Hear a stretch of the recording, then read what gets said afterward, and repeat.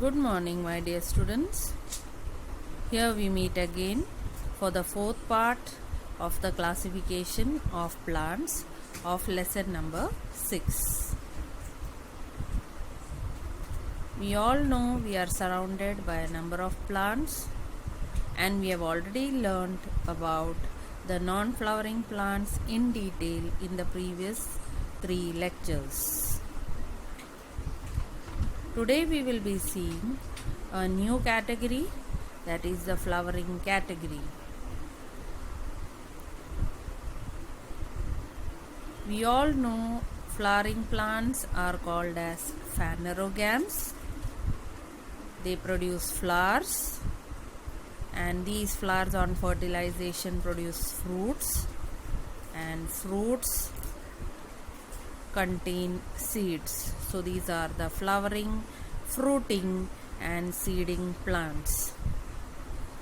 Now, based on the presence or absence of fruits, these plants are further categorized into gymnosperms and angiosperms. Gymnosperms have flowers, but they fail to produce fruits. So the seeds are naked or exposed, whereas the angiosperms produce seeds which are protected inside a fruit. Let us see the characteristics of gymnosperms.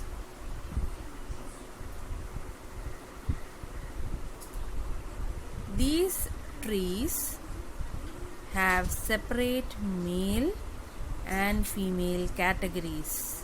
That is, the male trees are different from the female trees.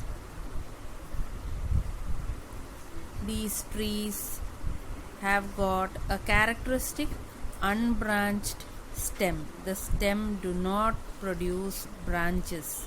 It's a single tall stem with a crown of leaves on its top, and these leaves are compound leaves with pointed ends.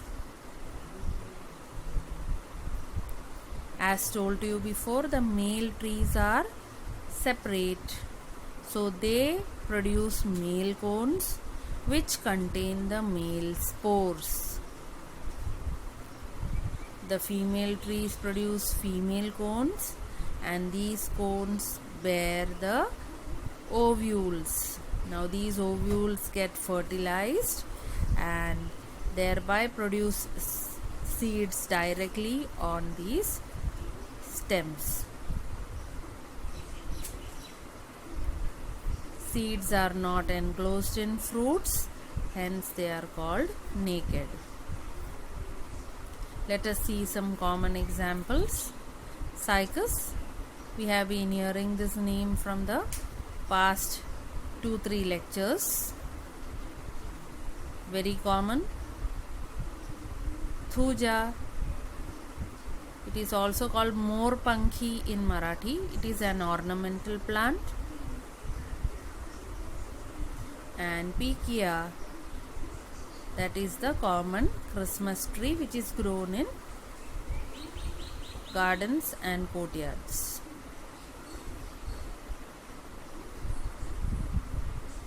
Now we go to angiosperms, the most beautiful part of the plant kingdom. What makes it beautiful? Yes, the presence of beautiful flowers. They are flowering plants. Flowers form fruits on fertilization, and these fruits contain seeds. So fruits enclose the seeds, and seeds are therefore called covered seeds. The angiosperms can be broadly divided into 2 categories depending upon the number of cotyledons or seeds present inside a particular seed coat. Dicots and monocots. Dicots if they have got 2 seed cotyledons, and monocots if they have only one. Let us see the major differences between monocots and dicots. Seed leaves or cotyledons are just one in monocot. The flower parts of a monocot are in numbers of 3, 6, etc. The mature leaves show parallel veins or venation.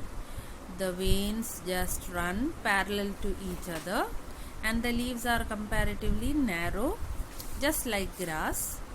And the root system of these plants show fibrous root system.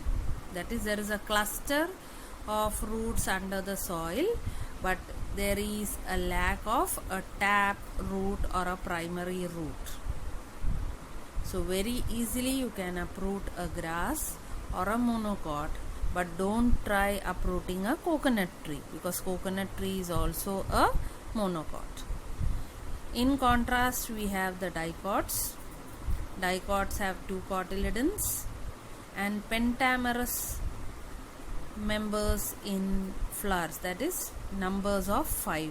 Petals are 5, calyx are 5 in number.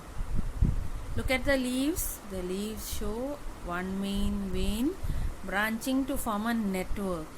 Such a type of network or venation is called reticulate venation. And last but not the least, it is very difficult to uproot a dicot as compared to a monocot, because their primary root goes deep inside the soil and keeps the plant firmly anchored in the soil. Let us see some common monocots.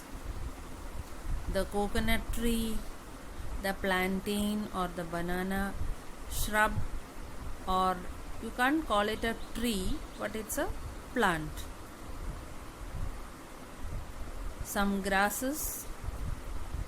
Look at the flowers. You will see the petals are arranged in whorls of 3 petals, 6 stamen, etc.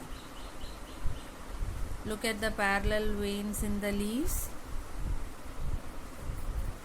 And some more examples, grasses, and the tallest grass, that is bamboo. Let us compare the monocots to the dicots in the photos. Dicots have got proper flowers with 5 petals. Look at the difference in venation. The leaf to the right shows a branched network of veins, which is called reticulate venation. Compare it to the parallel venation shown on the left. You will see the major difference lies there. Which plant is this? Yes, it's a sunflower plant. Look at its leaves. This is a hibiscus flower. And look at the branched stem of dicots.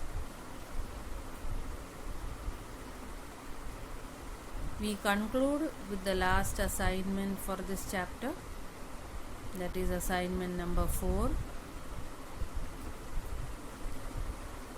The questions given are of different kind. First we begin with distinguish between, and then you have to identify whether the flower depicted belongs to a dicot or a monocot. Give reasons to. Is this a dicot or a monocot leaf? Give reasons in support of your answer. These are all called application questions. Try to attempt them. Answers you will get in the next lecture. Thank you.